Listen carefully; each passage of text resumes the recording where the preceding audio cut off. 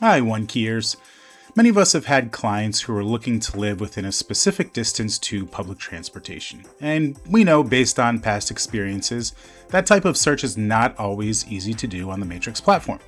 So what we're going to do is we are going to use our Matrix maps to see how we can search for properties within a specific distance from public transportation. Now we are just in the residential search page. We're going to add in Nassau County just to keep our search a little bit more broad. And before we jump into our maps, I want to scroll down to additional fields here and show you this distance to train field. Now obviously we could use this if this were a required field. But unfortunately, when we add in 0.5, because we'd like to be within a half a mile from a train station, we're not getting enough listings. We're not getting the results we think we should normally get. So let's go ahead and leave this field blank and jump up to our maps. And from here, let's zoom into a specific neighborhood.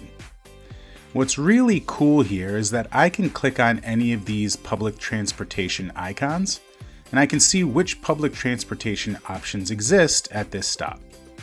So as we can see, this is Jamaica stop, and this services pretty much all of the Long Island Railroad lines. If we click out of this and click into the MTA icon, now we can see which lines pass through this Jamaica Center.